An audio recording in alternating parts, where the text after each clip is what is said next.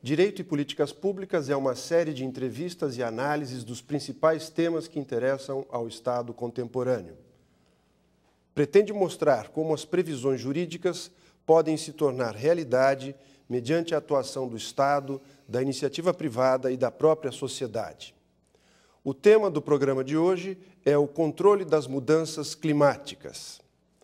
Para falar sobre mudanças climáticas, é preciso retomar o Protocolo de Quioto, firmado em 1997, um tratado internacional com a meta de promover uma drástica redução na emissão de gases de efeito estufa. No Tratado de Quioto, os países foram divididos em dois grandes blocos. O bloco com 37 países considerados como grandes poluidores históricos e o dos países em desenvolvimento, como o Brasil, cuja parcela de responsabilidade pelas emissões de gases é relativamente menor. O Protocolo de Quioto só entrou em vigor em 2005, 8 anos após sua assinatura. Inicialmente, os países desenvolvidos assumiram a responsabilidade maior de atingir metas de redução da poluição. A meta inicial é que esses países reduzam, entre 2008 e 2012, 5% da emissão de gases em relação aos níveis de 1990. Para alcançar esses resultados, foram criados novos mecanismos de controle, conciliando as políticas públicas com os mecanismos tradicionais de mercado, como a criação do mercado de carbono e do Mecanismo de Desenvolvimento Limpo, o MDL.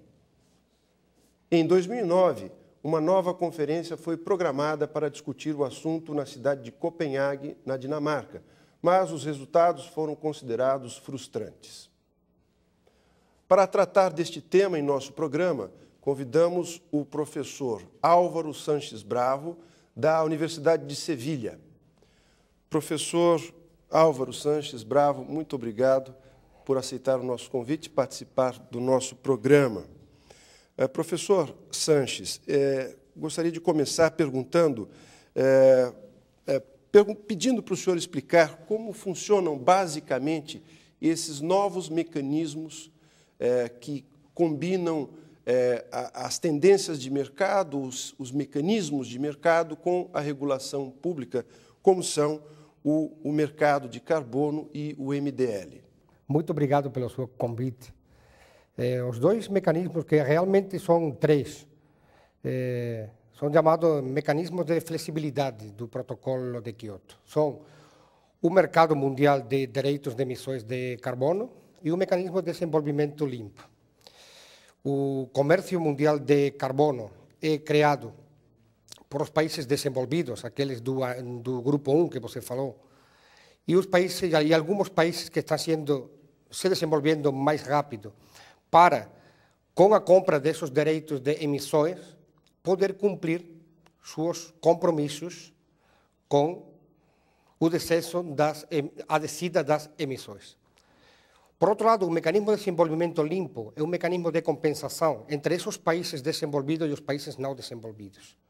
Então, são aqueles projetos que são feitos por parte dos países desenvolvidos em aqueles países não desenvolvidos, não só na compra do carbono, sino investimento em projetos conjuntos que têm como objetivo, por uma parte, não só que os países desenvolvidos cumpram seus compromissos, sino que os países não desenvolvidos cheguem a ter a tecnologia ponta que tem, aspas, o primeiro mundo, e eles possam também se desenvolver tecnologicamente.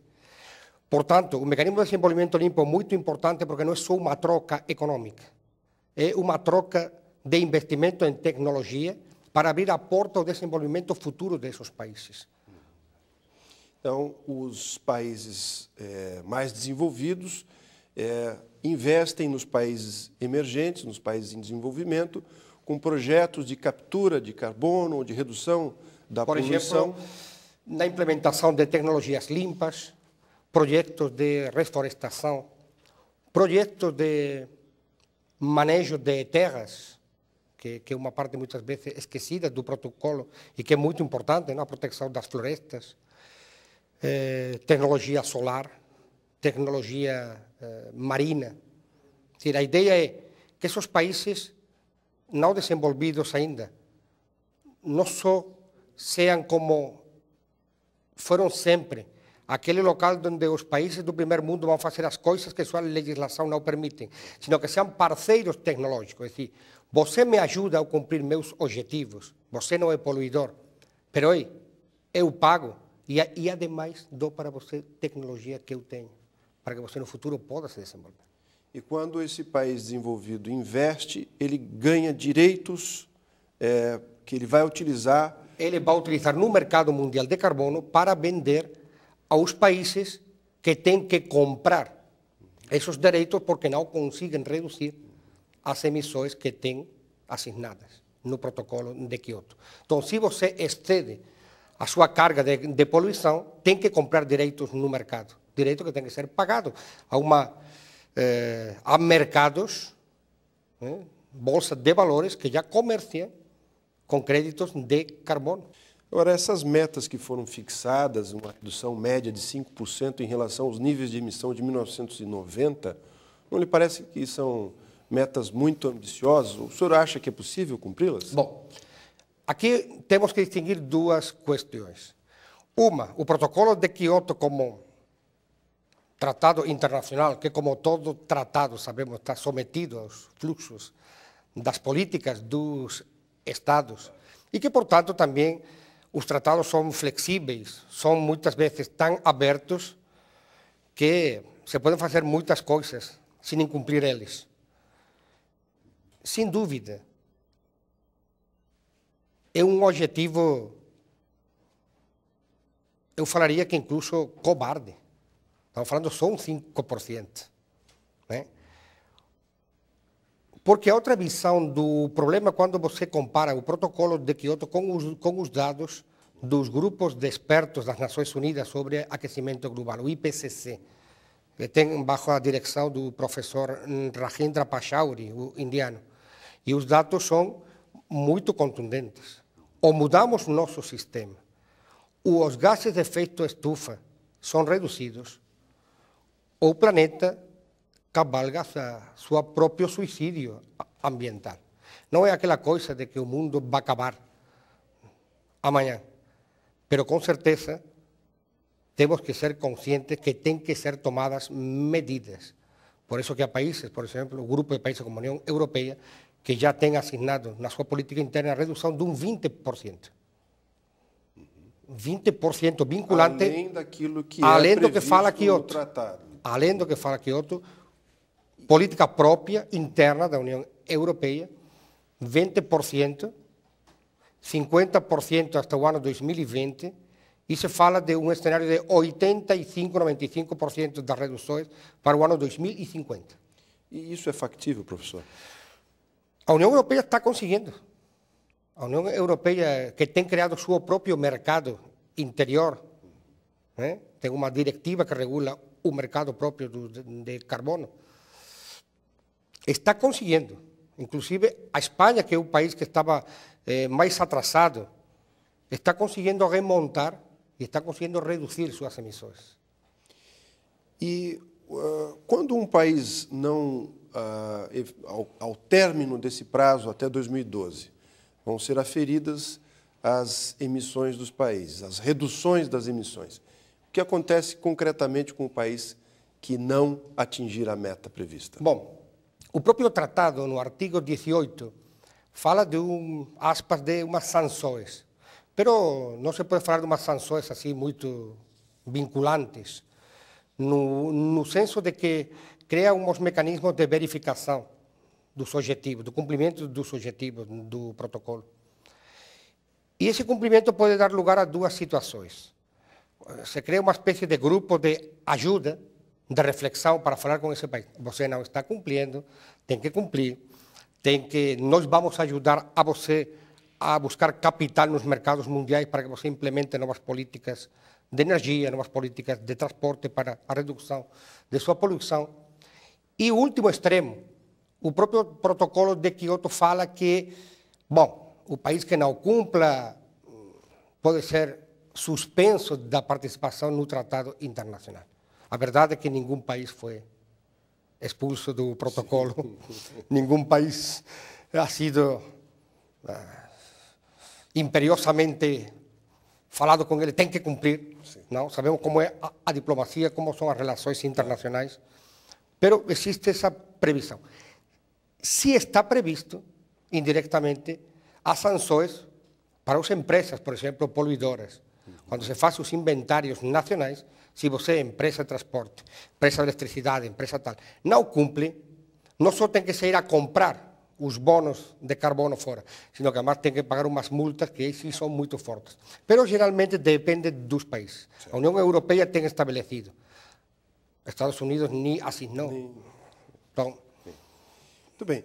Na sequência, eu vou querer que o senhor comente a respeito da continuação das discussões do Tratado de Quioto, que foi a Conferência de Copenhague. Mas eu vou pedir para que o senhor comente isso logo depois do intervalo. Direito e Políticas Públicas vai para um rápido intervalo e já voltamos.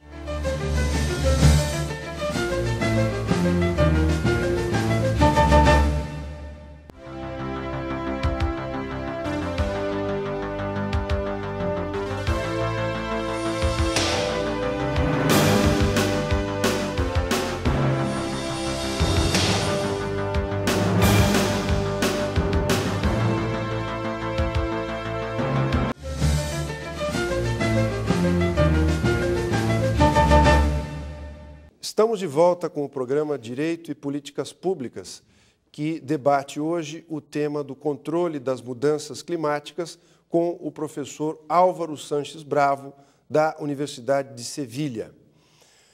Professor Álvaro, logo após a Conferência de Quioto, o Tratado de Quioto, o Protocolo de Quioto, nós tivemos uma série de conferências também debatendo a questão do câmbio climático. Como o senhor viu a Conferência de Copenhague sobre mudanças climáticas? Bem, a Conferência de Copenhague é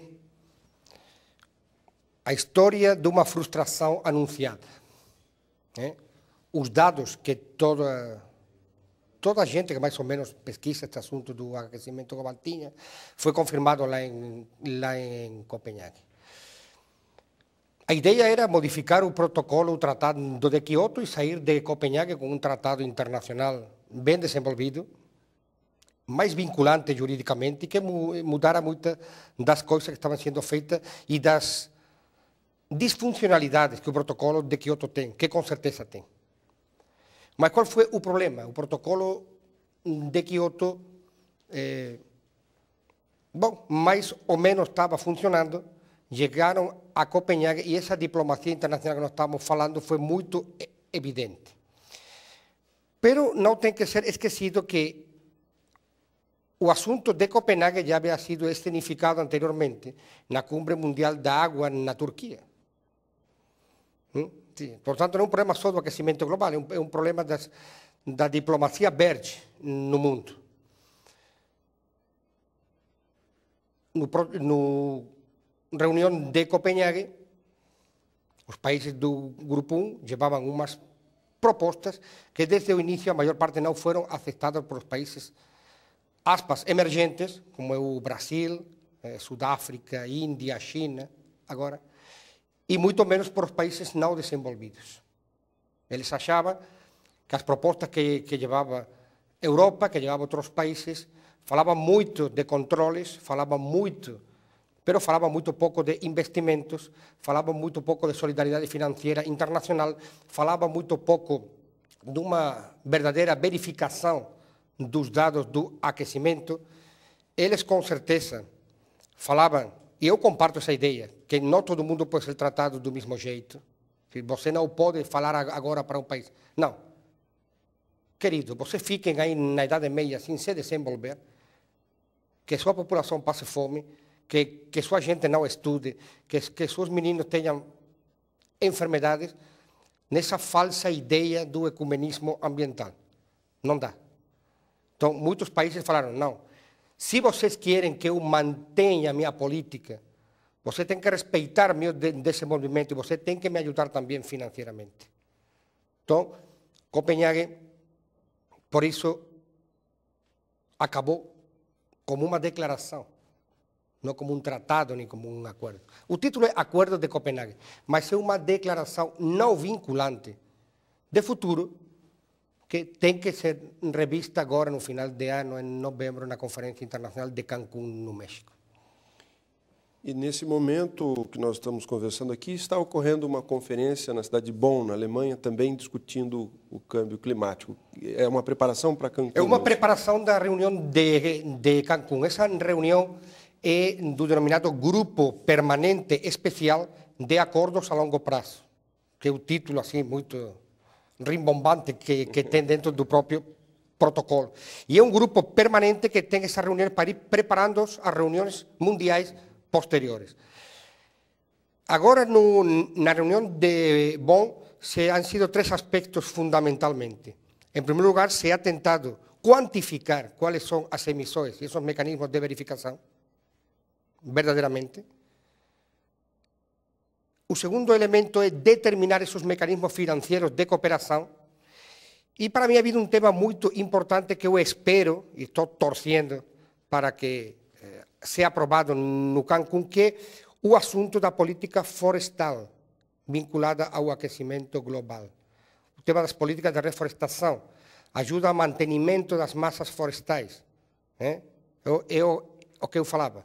Um país produtor de madeira, que só tem como recurso a madeira, que tem um grande preço nos mercados, a política não pode ser só falar para ele, não, está proibido que você corte a madeira, porque ele vai falar, e minha gente como come? Não, vamos criar um mecanismo, nós vamos ajudar financeiramente, internacionalmente, a que você mantenha seus bosques, e com essa ajuda você vai fazer políticas públicas de integração, ou vai diversificar seus sectores, ou você vai ter produção madeireira, e depois tem uma política pública social, ambientalmente sustentável de reflorestação, que gera emprego sustentável e gera trabalho capacitado para a sua população.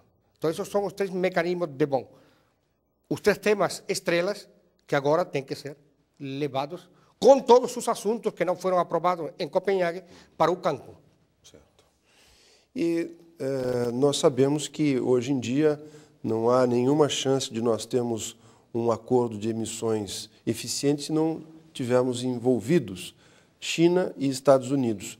Como o senhor tem visto a participação desses países nessa proposta de redução das emissões? Bom, os Estados Unidos, como todo mundo sabe, tem a honra, junto a outro país, antiga, que formava parte da União Soviética, a República do Cazaquistão, de ser os dois únicos países do mundo que não ratificaram o protocolo do Kyoto. Os Estados Unidos tem toda essa política, a pressão das empresas, das petroleiras, todas essas coisas. Inclusive, o presidente Obama apresentou uma proposta de redução que não chegou nem a ser debatida, e que, no fundo, significava só uma redução de 3%. Estamos falando dos Estados Unidos, mais ou menos é o 25% das emissões mundiais.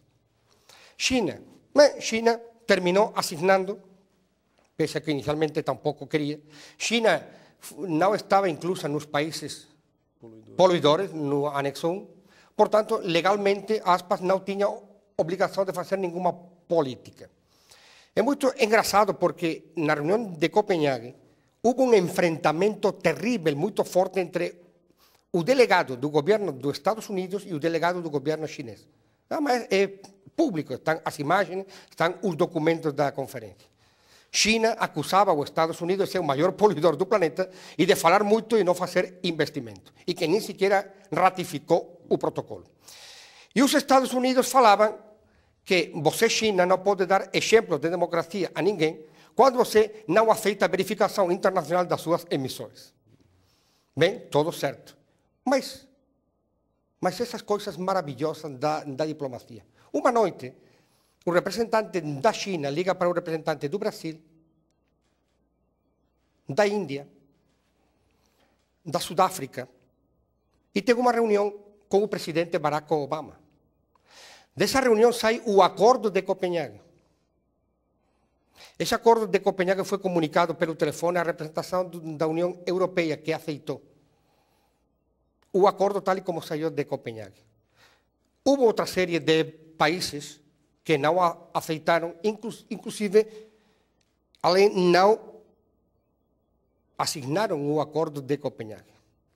Então, esse é um exemplo muito claro de como a aparente diplomacia dos Estados vai por um lado, aqueles enfrentamentos, mas quando se fala de economia, quando se fala de posicionamento nos mercados, quando se fala de interesses econômicos conjuntos, para nossa desgraça, o problema ambiental, as políticas públicas e o aquecimento global, está agora todo mundo mais preocupado, nós na Europa fazemos muito bem isso, de sair da crise econômica a qualquer preço, sem ter em conta nada. Nem as políticas públicas de emprego, nem as políticas públicas de saúde, nem as políticas públicas educacionais, nem as políticas públicas ambientais. O importante é que o PIB continue aumentando. E, claro, os Estados Unidos sabemos qual é a política que eles têm. E a China sabemos como consegue produzir e sem incrementar seu PIB 11, 12% anual. Trabalho escravo, não tem garantias sanitárias, não tem aposentadoria. E de crimes ambientais não vamos falar porque nossa querida audiência vai sair chorando todos aqui. E cuidado, estou falando da China, do governo da China, não dos cidadãos chineses, claro, que bastante desgraça tem de ter os dirigentes que eles têm. Mas assim é o mundo.